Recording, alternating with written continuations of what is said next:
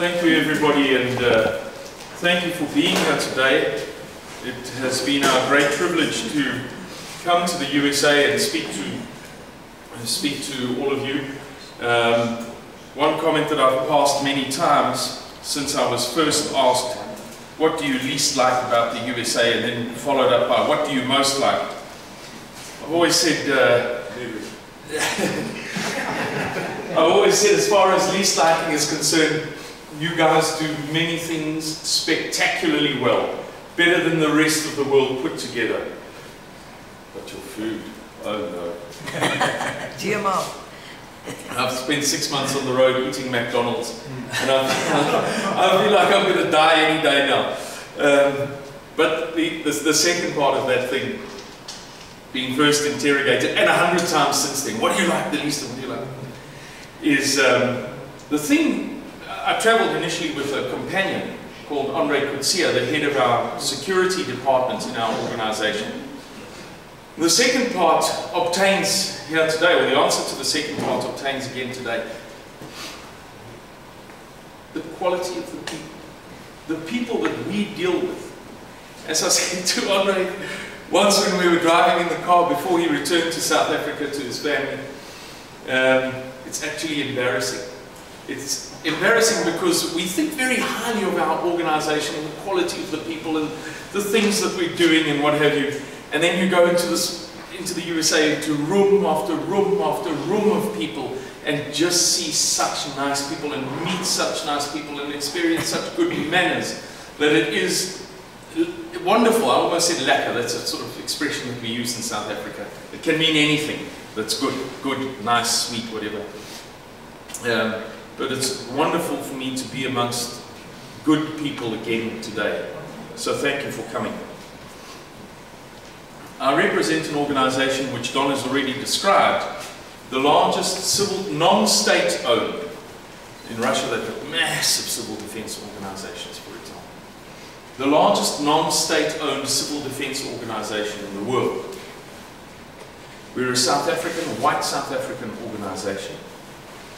We are constituted under the specific provisions of the protocols additional to the Geneva Conventions. The Geneva Convention's purpose is to govern the prosecution of war, what you should and shouldn't do, how you should treat prisoners of war, and so on and so forth. And they were ratified in 1949, if I'm not mistaken. And in 1977, a series of additional protocols was added, and they are known as the protocols additional 1, 2, and 3. Only 1 and 2 pertain to us. And those protocols govern the conditions of civilian non-combatants in conditions of, or in circumstances of armed conflict. Whether it's national, in other words, something like a civil war, or international. And we are a civil defense organization devoted to the protection of white people, white South Africans, because those are the provisions of the protocols, that identifiable ethnic groups may, in such and such a circumstance, do such and such and such and such. The protection of white South African civilian non-combatants in a forthcoming civil war. I am the head of the headquarters, which is almost like a shadow aspect to our organization. We have 2 structures. The first is called the Now, which is organized much like, let's say, the Boy Scouts of America. There's a little group here, and a group there, and a group there, and a group there, and together they make the Central Pennsylvania Boy Scouts Association. And then the Central Pennsylvania Boy Scouts group with the Northern, Western, Eastern, and Southern form the Pennsylvania. And then all the states form the National Boy Scouts Association of America. And that's what we have. Little groups all across South Africa that sort of coalesce into, or comprise bigger groups and bigger groups and bigger groups. But then we have something else called the Then. And what the Then is a shadow structure devoted to implementing a national emergency plan when civil war breaks out in our country. That's who I am. We came here to raise funds for the preparation of vital necessities, civilian vital necessities, not bullets and not guns, in anticipation of the Civil War. Our civil defense plan is designed to cater for 800,000 people, 800,000 white people, to move as far as possible into a safe area in circumstances of civil war. We'll speak more about that. And the reason why we're making this preparation is because the Rainbow Nation experiment is a wholesale failure. Many people foresaw it. Some of us, me included, certainly to some extent, bought into the overwhelming globalist media narrative that if only we would love each other more, everything would be okay. But that's a bit like putting an Alsatian and a cat in a cage, seeing them fight and deciding that the better way to handle it is to make the cage smaller. It doesn't work. It just doesn't work. It hasn't worked. It won't work. Does that mean that we're rebellious? There's some legal terms called insurrection and sedition. Are we insurrectionists or seditionists? No, far from it. We are the productive core of South Africa. And South Africa, you may be interested to know, generates something like 30% of the entire GDP of the whole of Africa. In fact, one province, a very small province in South Africa, generates 13% of the gross domestic product of the whole continent of Africa. And the industrialist, Calvinist, white people of South Africa are the core of that. Whether people like it or they don't like it, that's who we are. We work hard and we pay taxes. We don't seek to undermine our government. But we see so very clearly how things are imploding that we have to take action. We have to, there has to be somebody who's willing to embarrass themselves or humiliate themselves in the eyes of fashion, in the eyes of the Western media, in the eyes of the elite, to make preparations. Because it's a bit like two kids. I don't know if any of you ever had this experience. It's very sunny in South Africa. So even in winter, certainly where I come from, kids play in swimming pools. And everybody I know has had this incident at least once in their childhoods. Two kids playing with the ball. And the mother says, if that ball hits the front window, I'm going to tan you raw.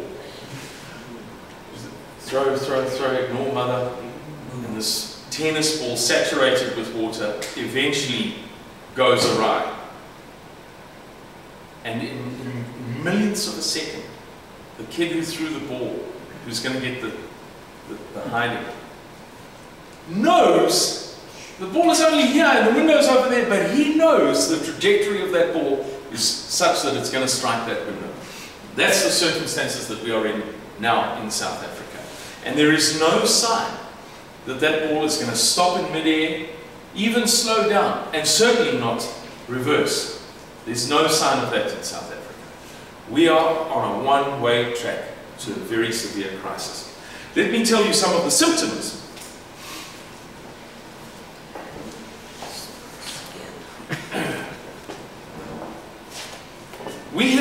The most dangerous occupation in the world today is to be a white South African farmer. By far. In a 24-hour period between Saturday night and Sunday night last week, 4 farmers were murdered. And this goes on all the time. One of the guys was put in his truck, trussed up, and put in his truck, and the truck was set alight and was burned to death like that. Another couple who survived were meant to be killed. They had boiling water and boiling oil both poured over them, 74 and 72 years old. And this goes on all the time, all the time. And yet,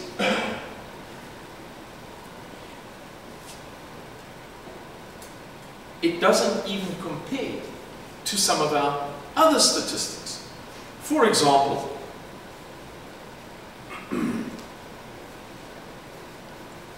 white South Africans generally stand a 24,970% greater chance of being murdered by a black person. This is all white South Africans, 3-year-olds and 93-year-olds alike. 24,970% greater chance of being murdered by a black person than any black person in America ever stood of being murdered by a white person. Comprehend this? From the 1st to the 14th of February this year, more white South Africans were killed by black people than all of the people who were murdered in the Republic of Ireland in the last 30 years. The Republic of Ireland has a very similar population size to that of white South Africans. In 2 weeks, the 1st to the 14th inclusive, when we do our presentations with the PowerPoint slideshow and what have you, we show lots of sources for this. Would you believe me if I told you that white South Africans, let me be very clear on this so that there's no misunderstanding. White South African farmers stand a greater chance of being murdered by a black person than US military personnel stand of being killed in the line of duty in Iraq or Afghanistan. In fact, we were speaking about farmers now, so to be clear, I'm now going to speak about only all whites generally. Whites in South Africa stand almost half the chance of being murdered by a black person than US servicemen stood of dying in the line of duty in the Southeast Asian theater during the Vietnam War. Can you believe this?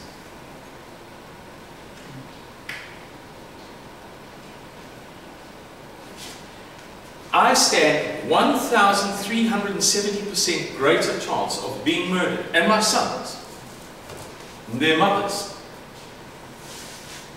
1,370% greater chance of being murdered by a black person than any American stands of being murdered at all. But it's not only crime and violence. That, of course, is just a small sample of the crime. We could talk about the rape, but it's a little bit of a sore thing to talk about. Or the rape of children. We show some, maybe not, some of you might have seen at other talks, the photographs that we show of a 4-year-old girl raped by 3 men, and who survived the rape. So they bundled her up in newspaper and poured gasoline over it and set her on fire. A photograph of a boy, little boy, 4 years old also, strangled to death.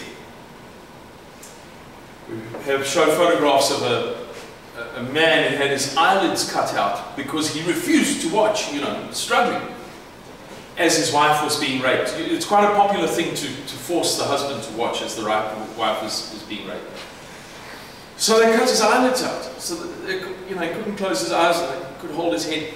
And that woman struggled so much that one of the guys took a knife and put it under her patella, under her kneecap, and pulled it up like that. Took the kneecap off the joint. Hundreds of stories. 3-year-old, raped to death by 4 men. We could talk about that all day, but that's not the only thing that's happening in South Africa.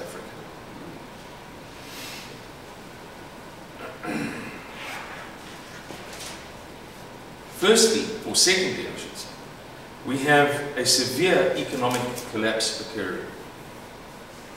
In my lifetime, it cost $2 to buy one of our rands. We had a powerful, wonderful, fantastic economy.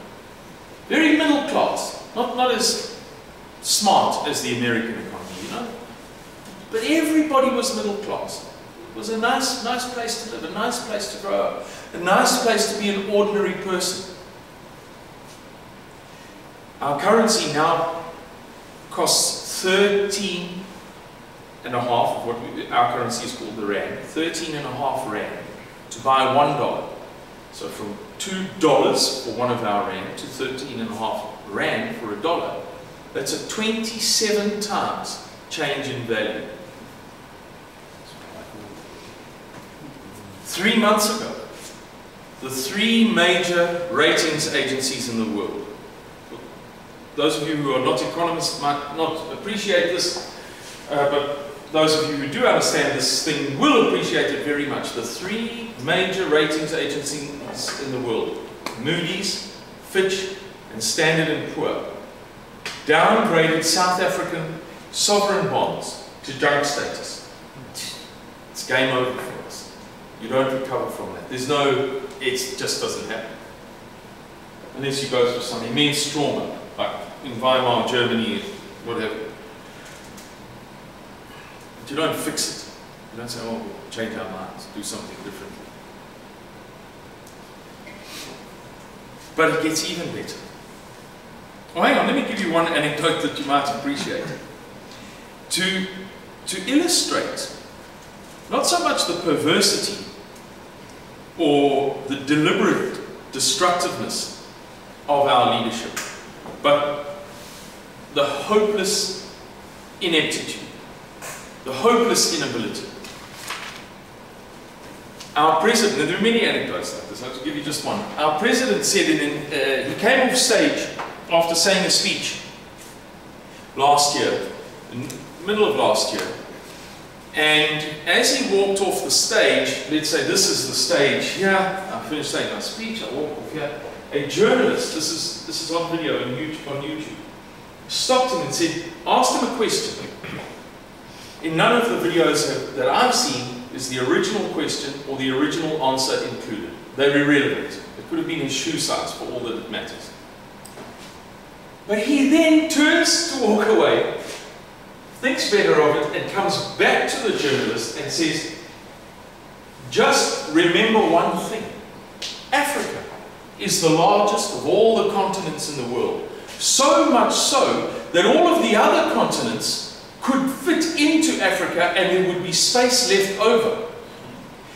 What's more, Africa is the only continent in the world that is not cut through from one end to the other by a river. He wasn't talking about a canal. By a river. The man, bless him, I don't, you know, we're all different. But he's an imbecile. Certifiable, clinically, he's an imbecile. And he's our boss. This is a phenomenon in African politics. Competence is a source of much jealousy. You can go to Africa, any country in Africa today, or any given day, and read the local newspapers, and you will find at least one report, if not 2 or 3 or 4, 5 or 6, that includes the word jealousy. Why was she burned alive? Why was he hacked to death? Because of jealousy. It is an acknowledged, amongst Africans, it's an acknowledged phenomenon. And Africans do not like it when the people around them are successful. It is a source of deep resentment. Now, of course, the correct word would be envy. That is not strictly speaking jealousy, but nevertheless, that's the term that's used.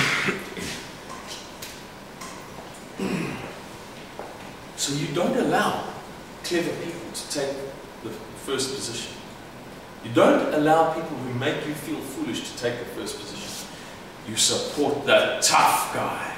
The tough guy is the one, man. And so we have a very tough rulership, the African National Congress. No nonsense, tough guys. But idiots! It's as simple as that. And now they're coming for us. In about August of last year, a very prominent South African former Chief Justice, our equivalent of the head of the Supreme Court in the USA, the main guy, said that there is going to be a race-based civil war in South Africa. And it was the first time that anybody had said something so explicitly, from that side, from the other side. About 3 months later, a noted political analyst who incidentally is a brother of one of our former presidents, while doing a book signing, said, "We are standing on the cusp of a race-based civil war in South Africa." On the 7th of November in the town of Newcastle, the leader of our main Marxist party, the Economic Freedom Fighters, a man by the name of Julius Malema, said to a group of his supporters, "I'm not calling for the slaughter of all whites yet." Yet. I've got to be very careful with these cameras, but a very senior traditional black leader said to me a few days later, "Simon, in English idiom," quite a well-educated guy, eloquent, intelligent, said to me, "In English idiom, that could mean many things. You know, I could say to Doreen, I'm not going to have him killed just yet. You know, you might think, Simon, always drunk, half mad, whatever, too hot under the collar." This guy said to me, "In our idiom, that means one thing. It means you must prepare to slaughter these people on my call." And he gave me some anecdotes illustrating that point. He said, for example, when I go home to the royal palace, not a palace as you would think, he said, I don't say, "Please may I have something to eat." He said, I say, "I'm hungry." He said, I say no more than that. My supporters are meant to realize, and they must jump to it. He said the first thing that the women standing around within earshot will say is, "Chicken or beef?" He said, I'll give you another example. There was what we call xenophobia in South Africa. We choose all the best, most politically correct words. But 2 years ago, the Zulu king, uGoodwill Zwelithini Zulu, said to me, said in a speech, all these foreigners, blacks, referring to black Africans coming from all over Africa into South Africa, streaming in for work, these people should pack their bags and go home. The next day, the Zulus started killing all the foreign blacks that they could lay their hands on, and it went on for about a week or so.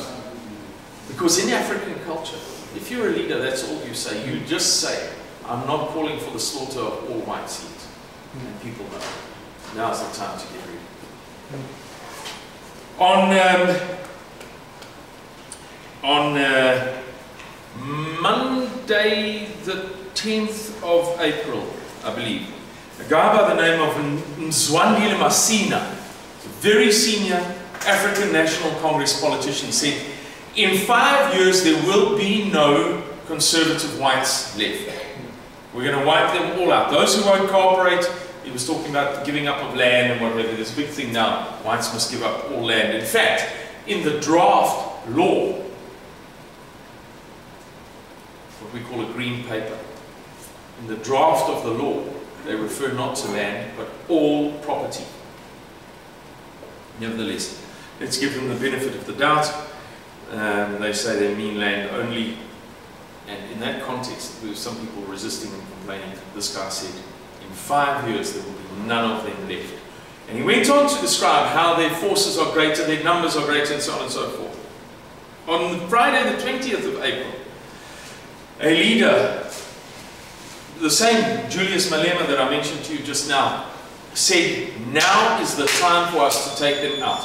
On Thursday or Friday, whichever it was the 16th of June, I don't remember whether it was a Thursday or Friday, he said, "It is time now to invade the whites' farms with spear in hand to 35,000 supporters. Now is the time, we kill them, we take everything."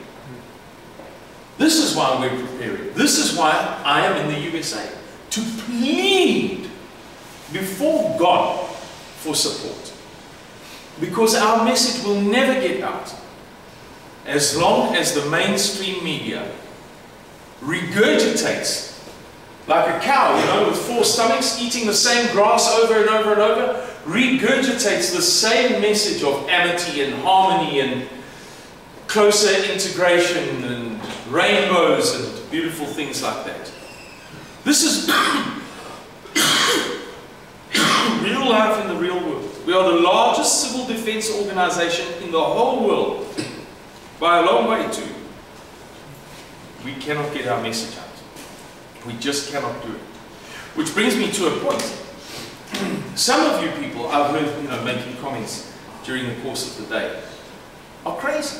You're maniacs, racists, terrible people. So what am I doing talking to you? I'm going to make a point here which I hope everyone appreciates. Before we came to the USA, we contacted 938. 2 databases, one of 782 and the other one of 156. 938 churches, American churches and Christian organizations, because in ethos, under law, under the protocols additional to the Geneva Conventions, there is no provision for an organization to be Christian, Hindu, whatever. It is for specific, identifiable groups such as ethnic groups.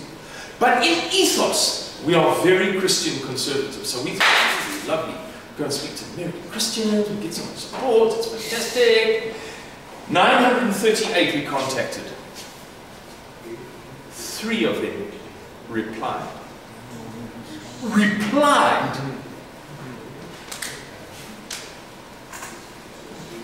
They are co-opted. Yes, they are. 501c. They are co-opted. They are just the same as the global media.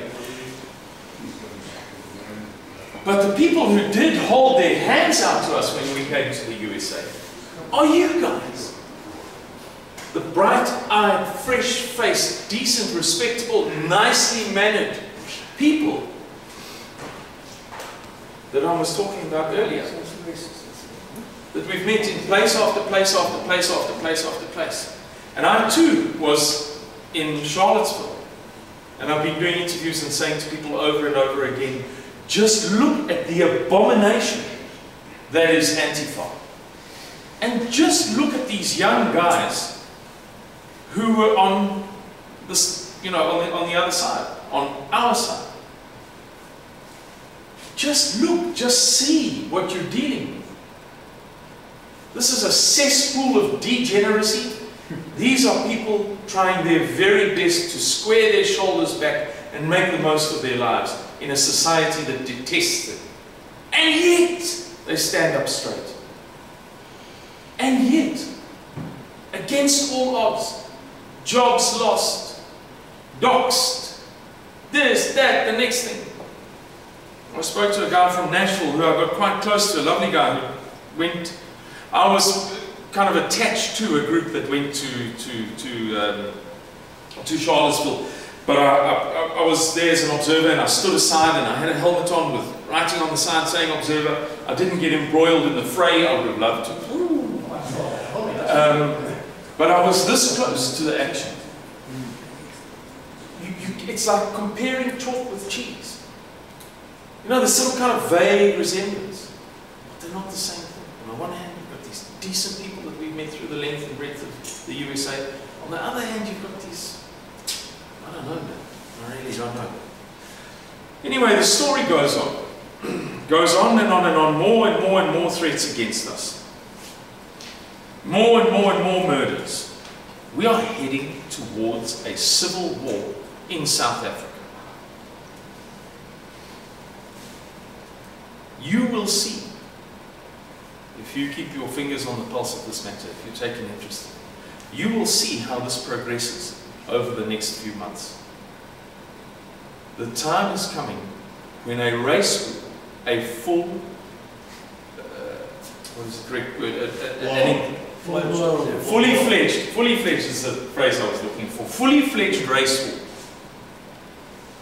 will erupt in South Africa. I was just going to mention, you hit a nerve. My nephew married a girl, born 4th generation, Yes. South African girl.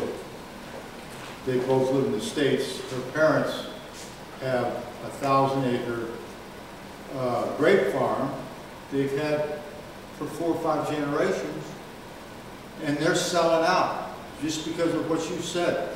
They're afraid that they're going to lose their lives, and so they're getting the hell out of South Africa. Yes. So, yes. I believe exactly every word you're saying, and about the race wars, it's going to happen here, the same that happened in South Africa. Well, it's beginning. You know, the South African white population is 4.7 million, more or less. It should be, this is a well-known, acknowledged fact from the statisticians, it should be about 5.5 million. But about 800,000 of that small population have left. Right. We have laws in South Africa called BBBEE. You know, the Marxists, they love acronyms. Broad-based black economic empowerment. And I'll be very brief because I didn't want to digress, but you pricked something for me. Let's say I'm the government, and these two guys, I put out a notice saying we need new tyres for the Mercedes. The government fleets of Mercedes. You've got to have Mercedes, it's Africa.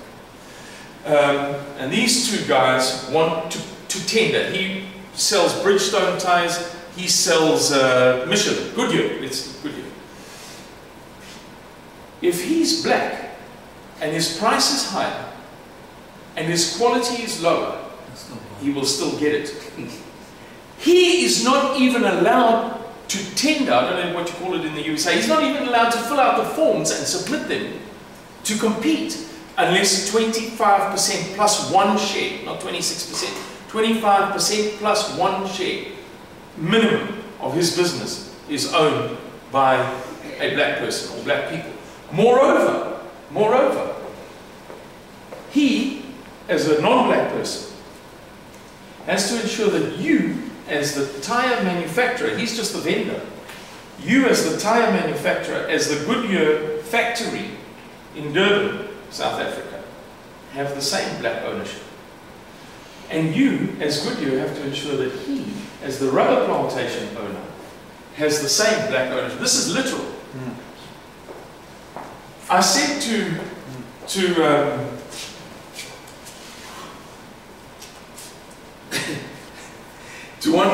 one group of people that I spoke to, that with respect, I can never convince you of the parallels between what is happening in the USA and what happened in South Africa, because with the greatest of respect, with the greatest respect, although you are perhaps the hardcore of the right wing, the most well-informed people, you haven't watched this movie before, but I have watched the movie before. You can be the best movie critic in the world, Siskel and Ebert, Roger Roper, whatever these guys are called, but you haven't seen the film. You and I go to, yes. I don't know if he asked a question, I don't know if it's a question or not, but I've heard that the Zulus, when the shooting war begins, Zulus will fight on the white side. Is that, am I misinformed? I would say so. There was a time when there was a strong likelihood of that, but I don't think so now, because especially with the Zulu president of the ANC, the support for the traditional Zulu parties has dwindled to fractions of percent, and the Zulu support for the ANC has got increased drastically. You know, for them, there's a Zulu guy at the head, Jacob Zuma is a Zulu. Yay! We're all ANC guys now. There was a time when there was a great mutual respect between the Zulus and the whites. The whites always used Zulus as boss boys, what we call boss boys in the mines. Because in Zulu,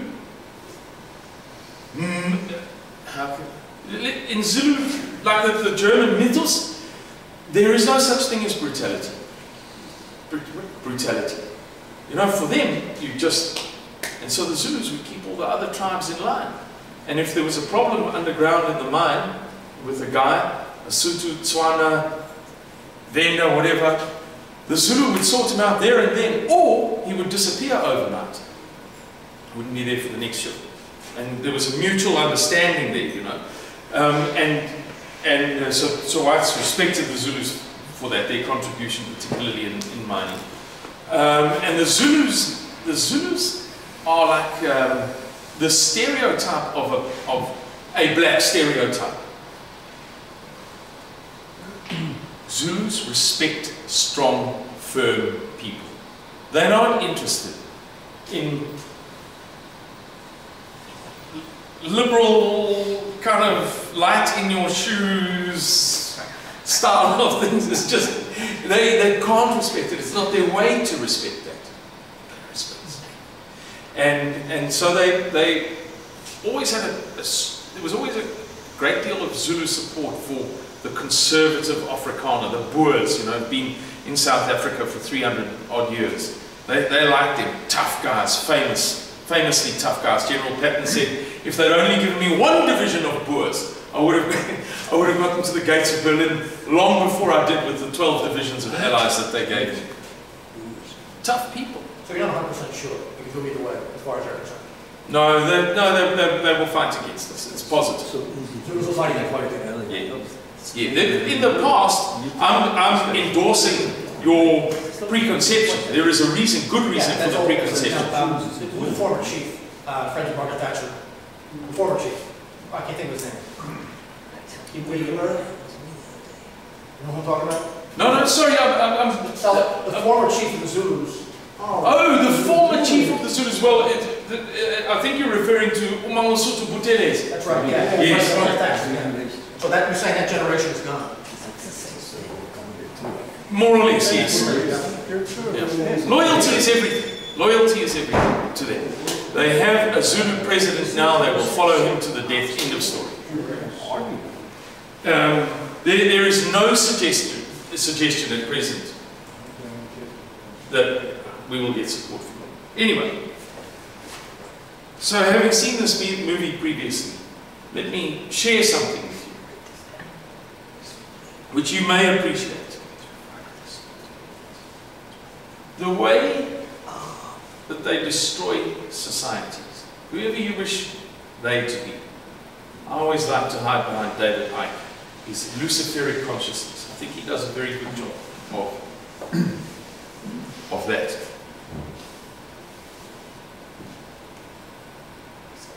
Destroy societies like a python slithering into the sleeping bag of an unsuspecting camper out in the woods.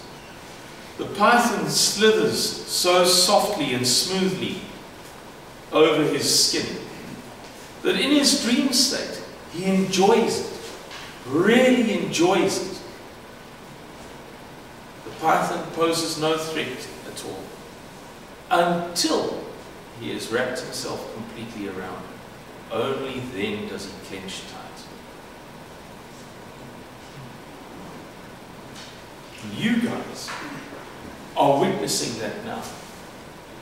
You're witnessing how very, very cunningly they take from the Immigration Act, what, 1964, 1965? 3 steps forward. The moment you get indignant, they take 2 hurried steps back and apologize profusely. The moment you turn your back, 3 steps forward and 2 steps back, with a long explanation of how they're innocent and how actually it's your fault. Until you reach the situation that your society is in now, where you are with respect, I say this, probably beyond the tipping point. The possibilities of going back even to 1972, the year before Roe versus Wade, what are they? Approximately nil or precisely nil? But either way, it's nil. You've got no chance. I don't mean to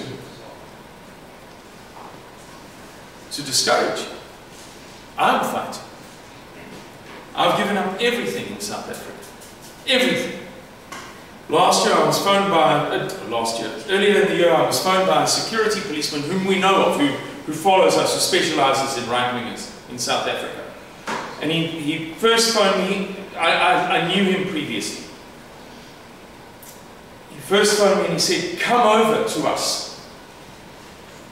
You can actually find him on the internet. I wouldn't say it on camera, but I would tell you where you can find him and go and see many of the things he's written. Come over to us. I said, it's never going to happen. He phoned me a few weeks later and he said, Fred, that was the name I used for many years while I was doing this work, while doing work for the African National Congress, particularly certain people in the ANC. He said, Fred, I'm phoning you because I like you. I'm letting the cat out of the bag. He said, we are going to kill you. I've been phoned 3 times from South Africa in the past few months to say, don't come home. And in the last phone call, I was told, you don't realize it.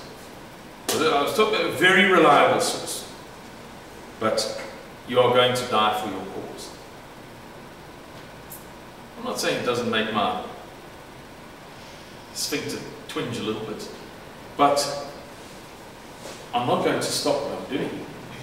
Because we as a people, come from a proud tradition, a magnificent tradition of self-sacrifice and far-sightedness, compared to any other culture in the world. Remember, the people who built the Great Wall of China and the Mayans who built those pyramids didn't do so voluntarily. They were forced to. In our culture, we have been renowned through centuries for voluntary self-sacrifice, for going to tour in 732 AD under Charles Martel and standing and fighting and dying because it was the right thing to do, not because we would get anything out of it. Those were volunteers, by the way. Volunteers, all of them. The same in 1529 at the gates of Vienna. Volunteers. The same in 1683 and again at the gates of Vienna. Young Tu Sobieski and his winged hussars came as volunteers, and Sobieski lost the kingdom in the process. So much as I give you a warning of doom and gloom, and I think you will agree with me, it's a rational warning, I'm not being hysterical. I think any thinking person can see that in all likelihood, when observed objectively and judged against the standards of conservatism and right-wing thinking, whether it be abortion, this, that, the other, I alluded to Roe versus Wade, there's every reason to say with kindness and love, you are beyond the tipping point. It's too late. To go back there, yeah, it's not possible. It's simply not possible. But if we are self-sacrificing against all odds, if we cling together, if we rediscover solidarity, the self-sacrifice, and the far-sightedness of people who built cathedrals that they would never pray in, knowing that they would never pray in those cathedrals, then we just about have a chance.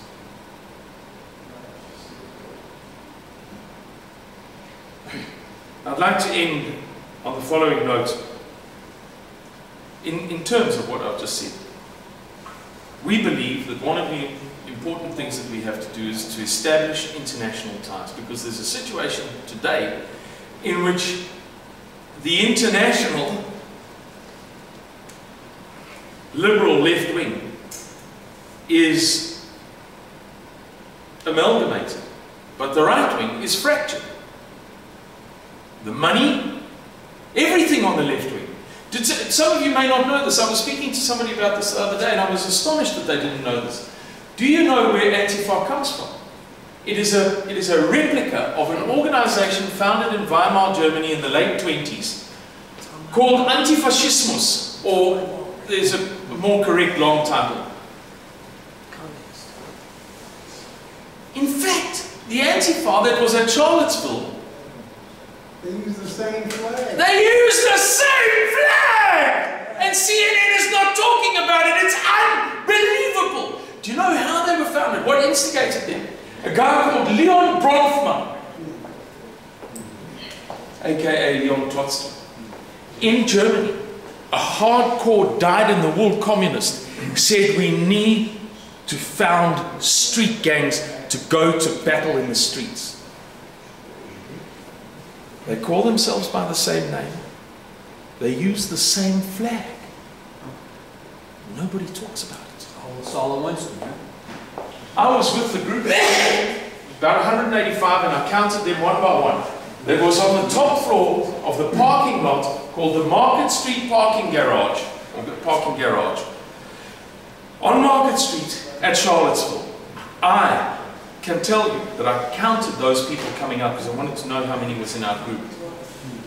Now, I've spent 25 years as a project manager in live events, so, you know, I can estimate. Well, I've been estimating the number of people in a room or on a football field or whatever for many years. So it was just something I set my mind to. There were about 185 people. We're talking now of the hardcore. We're talking League of the South, Matthew Heimbach's gang, there's somebody I'm forgetting. Anyway, the last group to walk out, actually the second to last, because the highwaymen in the yellow shirts with the, doesn't matter, came out a little bit later on. There were 6 of them. One of them had a National Socialist Movement flag. Would you like to know how many Union of Soviet Socialist Republic flags there were? ABC, NBC, CBS, CNN, BBC are whores. They are to the marrow of their bones evil, because they have chosen to tell you one side of the story in such a blatantly deceitful way that I wouldn't believe what I'm saying now if I hadn't seen it with my own eyes. And there are many other examples which have already been well addressed. We need to find a similar amalgamation. Anti-fragility is a term used by one writer, as the left have. It's much easier for them because by definition, the left is based on moral relativity. Moral relativism, I beg your pardon. So I personally not want to cut the child out of my womb, but I respect your rights. You know what I mean? The right, based on moral absolutism, finds that much more difficult. I can't be your buddy because you're Greek Orthodox and I'm Roman Catholic, and we're still fighting over the word filioque since 1054, when the Pope's representatives walked into the Hagia Sophia and walked out again and clapped their feet together to take the dust off. Over one word. It's unbelievable how we hate one another. The left don't have that hatred. It's all relative. Do you know there's a song on the radio from Hollywood that I was getting gas the other day, and there was a vehicle next to me with a black girl in it. You know what she was blasting? White people suck. Isn't that nice? We have to find ways to stand together. And I would suggest to you, as an outsider, I'm not really entitled to this, but if I can give a small piece of advice, as a foreigner, as a stranger in a strange land, that the best thing that the right wing in the USA could do for itself, besides finding a leader, but that's as much in the hands of God as anything else, is endeavor to amalgamate better. Because around every corner is another right-wing organization whose membership is 2 men and 1 dog. There are organizations that have been running for years who have structures, maybe not great resources, but they know what they're doing. There's a level of maturity. Get behind these guys. Even if you don't like the fact that in 1987 this guy, you know, he's an arsehole. You will not achieve anything against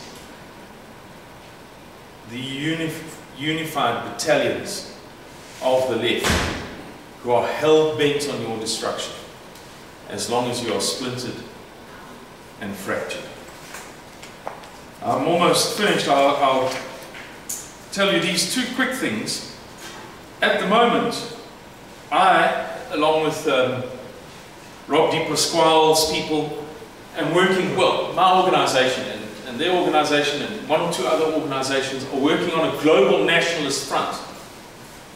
Who knows whether it will succeed, but that might give you some heart. And lastly, if anybody would like to come and see for themselves what is happening in South Africa, this is hardly the theme of my talk, it's kind of an epilogue or postscript. Please do. We are inviting people as much as we can.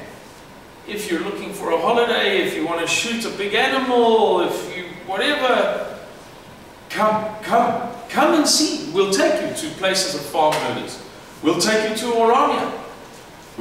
Some of you may know, we'll take you to Munseyville, where you can see the tens of thousands of white squatters who have been kind of shaved, like shaved ham from the economically active core of South Africa.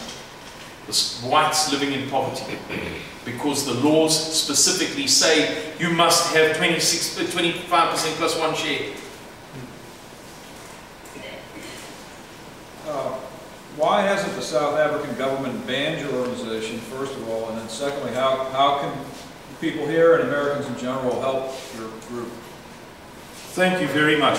We haven't been banned because of, after 1994, 27th of April 1994, when Nelson Mandela's African National Congress won the first multiracial elections, the African National Congress was desperately keen to be at every party, as it were, you know.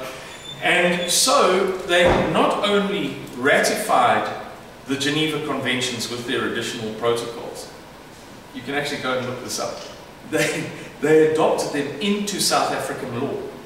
The Geneva Conventions are literally like, we have a law about how fast you may drive your motor car, how much liquor you may consume. The Geneva Conventions are in our legal corpus.